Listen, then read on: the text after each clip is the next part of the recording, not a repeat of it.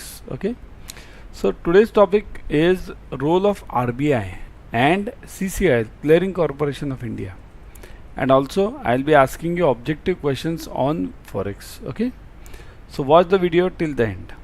Download Adda 24/7 app on your mobile. In this app, you'll be getting all the premium study material, current affairs, job alerts, live video lectures, notes, tests, everything whatever you require for JAIIB, CAIIB and various banking exams, you'll get it over there. Okay.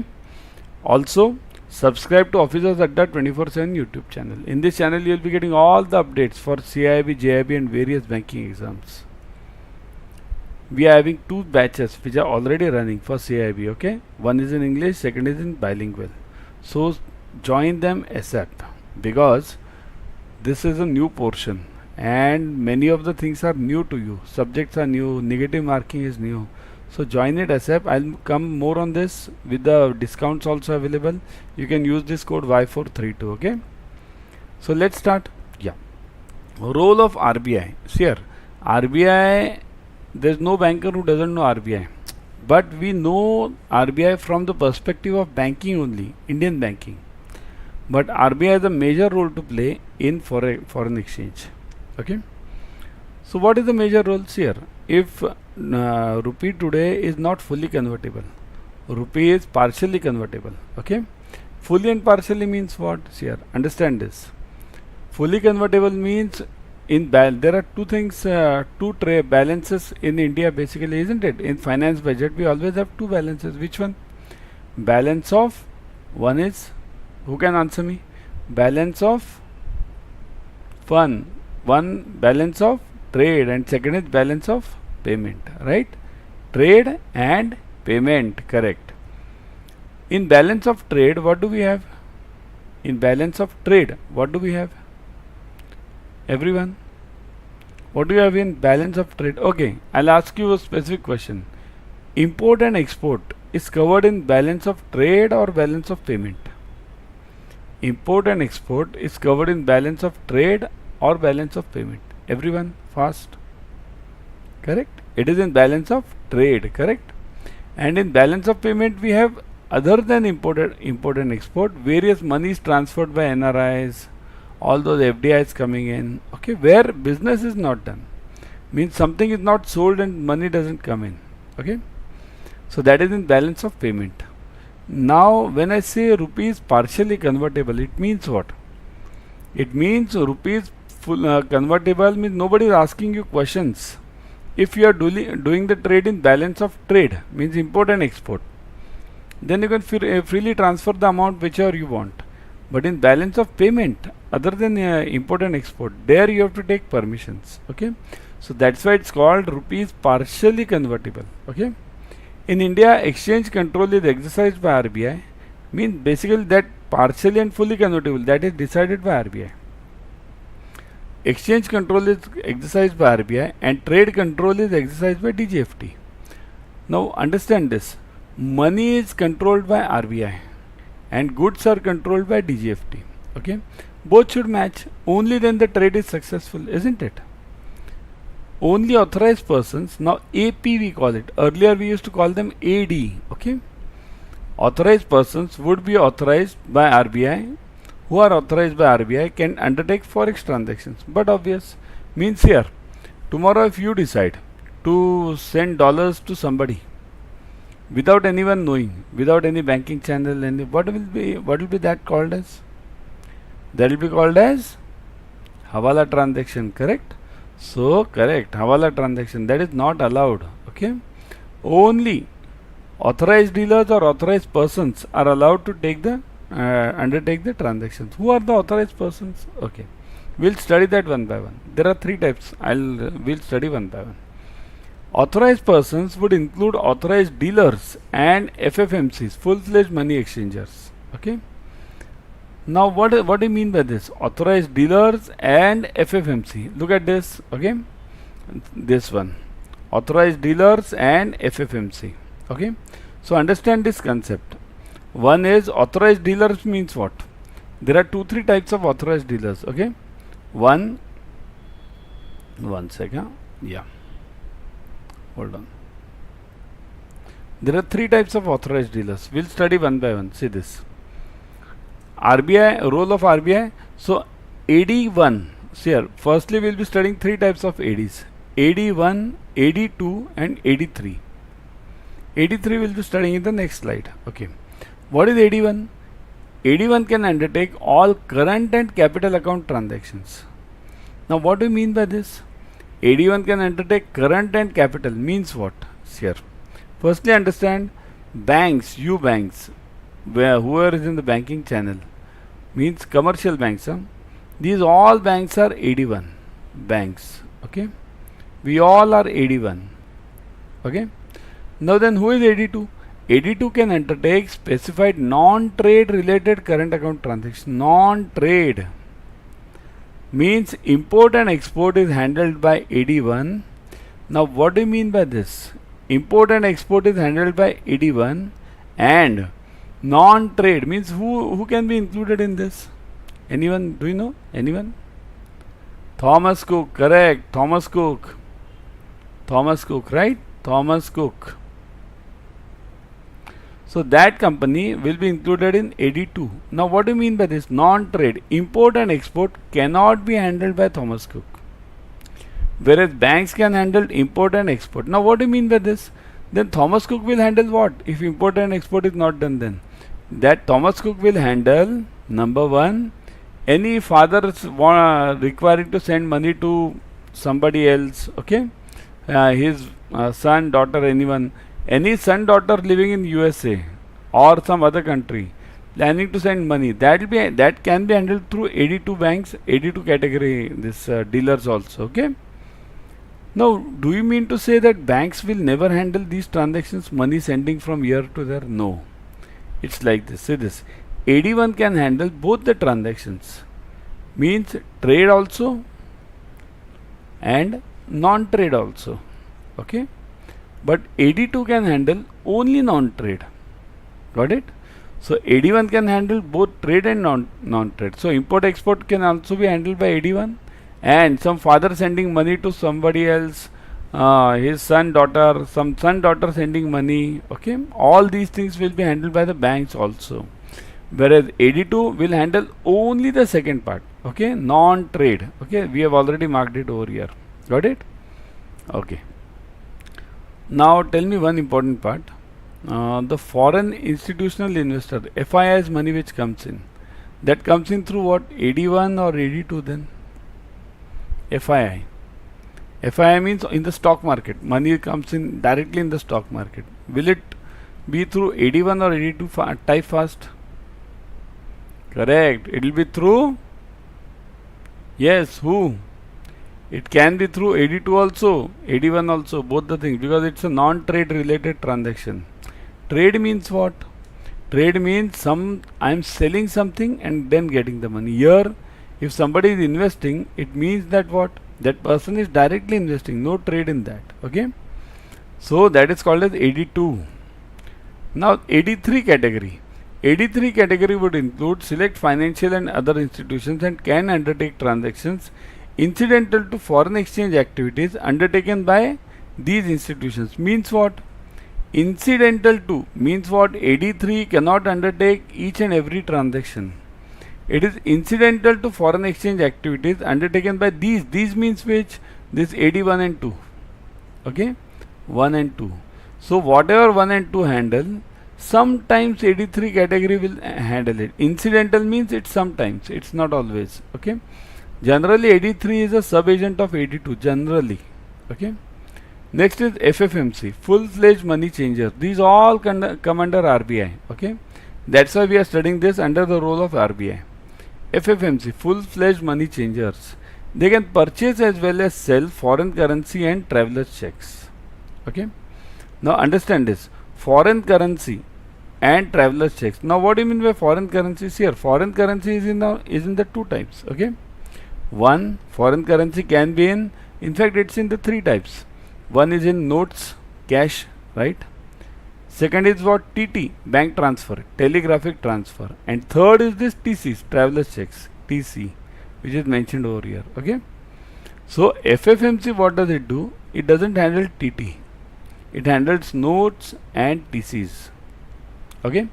So FFMC can purchase and sell both. Okay, notes and TCs. Now if you say this is FFMC, then there is something called as RMC also, which is not mentioned over here. That is called as restricted money changer. Restricted. See here, I'll write it over here. Restricted.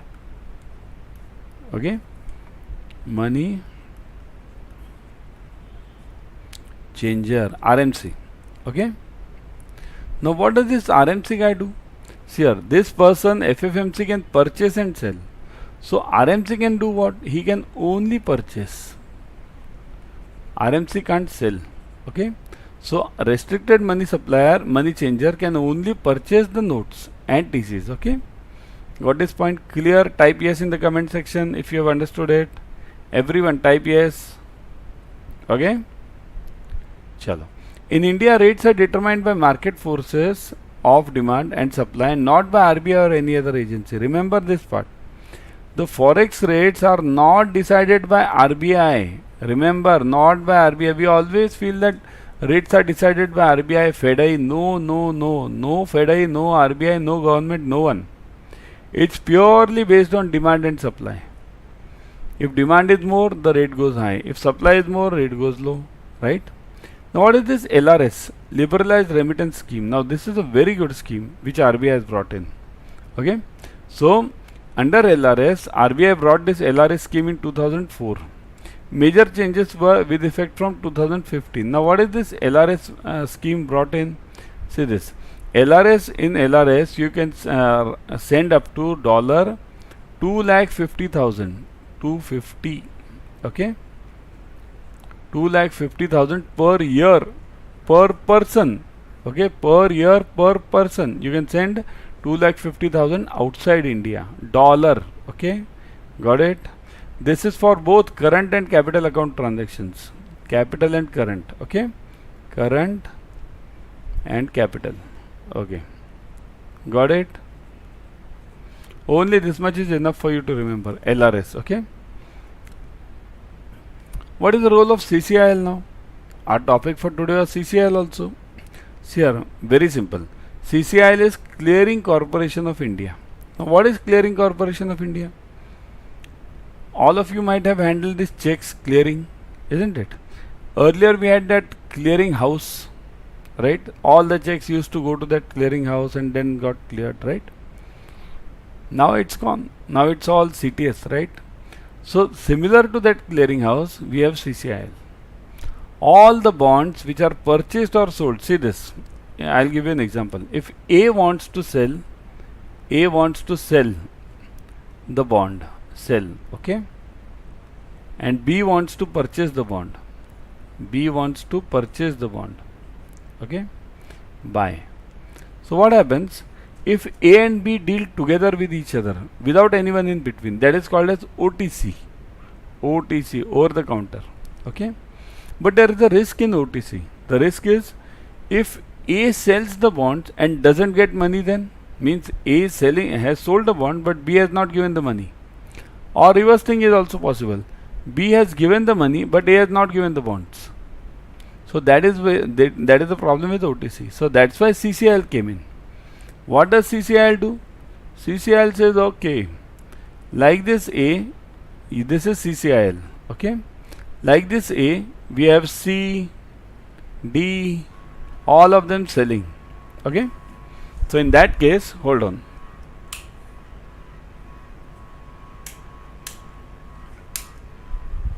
Yeah.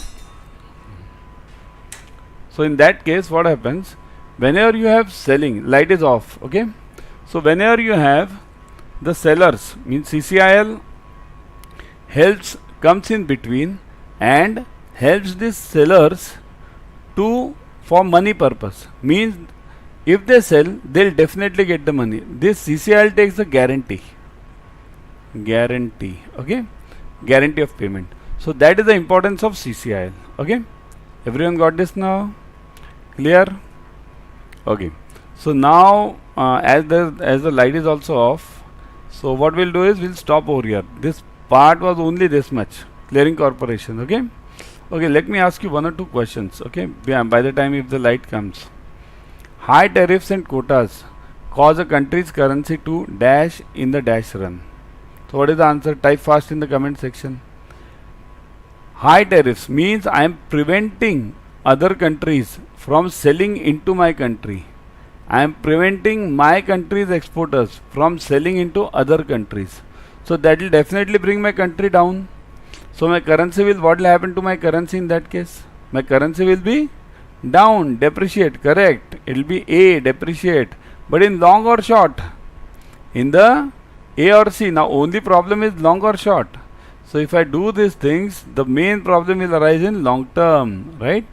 Correct. Everyone has answered correctly. C. Okay. Next one. An increase in productivity in a country will cause its currency to, means if the productivity is increasing in any country, means I am increasing my sales, increasing my exports. So definitely what will happen? My currency will definitely appreciate. So it will be appreciating. So answer is B or D. At a dash price, because it can produce goods at a dash price. So what will happen? See here. If my current country is means growing, then my currency will grow. If my currency will grow, my imports will be cheaper. Remember this, my imports will be cheaper, isn't it? So the correct answer will become B, because I will be able to import the goods at a lower price. Because my currency is, has grown, because my productivity has increased. Got it everyone? Clear? When the value of British pound changes from $1.50 to 1.25, the pound has dash and the dollar has dash. See this, it's like this. GBP to USD we are talking. It is indirect rate. GBP to USD is always indirect. So now GBP was 1.5 earlier. Then it grew to, then it fell down to 1.25. So what has decreased now? See this, it is 1.5 upon 1. So dollar is constant now. What has happened? 1.5 has reduced to 1.25. So who has reduced? So pound has what? Dash. So it has what? Come down. So what will be the answer for pound?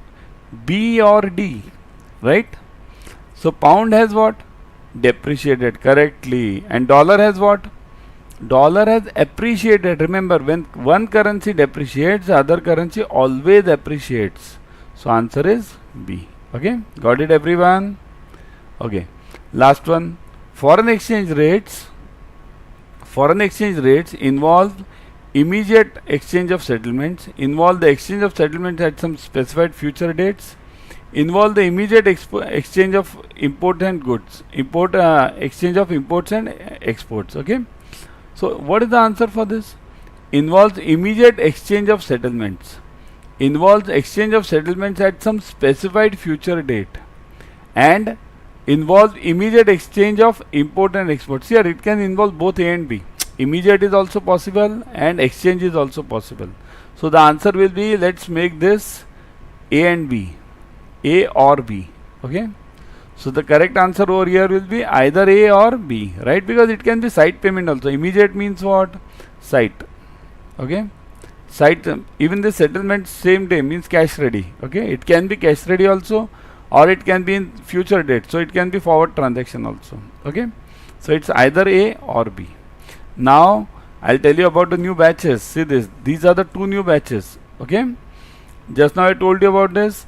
Now I'll show you how the offers are to be taken. Okay, hold on. Just let me take this offers. See this. Go to Adda 24/7.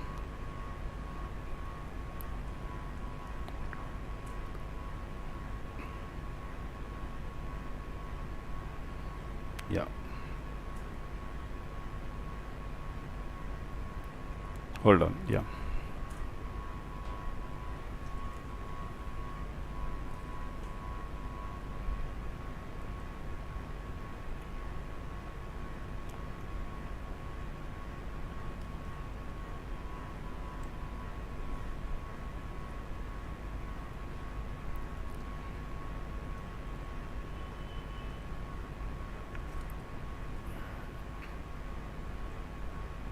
Yeah. See this. Now we are on Adda 24/7. Click on JAIIB and CAIIB over here. See this, JAIIB and CAIIB. You'll see CAIIB 2023. Click on this batch. You'll see the batches over here. See this, all the batches. Click on this English batch. Okay. Once you click on this English batch, all the details are given over here. You can go through the details. I'll cover this. All the main parts are recorded 24/7 videos designed for CAIIB 2023. Okay. Now I'll come to the cost part. 23,999. So click on this view offers. Don't pay this amount. Put the code Y432. Click on apply. See this. The fees has reduced to 5519 from 23,999. It has reduced to 5519. Such is the huge discount you're getting. So go for it immediately because it's an investment for lifetime. Okay. I'll stop over here now and be back tomorrow with another series. But before going, I'll just show you the portion. New portion which has come up for May 23. Okay. Yeah. This is a new felicitation program which we have arranged. On 8th of January 23, 12 p.m. there is a felicitation program for all those who have cleared JAIIB and CAIIB in December. So tell all your friends, even if you have cleared it in this December, you can definitely apply for it. Go to Adda 24/7 and you can apply for this felicitation. Adda will reimburse your tier 3 3-tier ticket, okay, for both the sides. Chalo, I'll stop over here. Tomorrow I'll be back with another series. Till then, bye.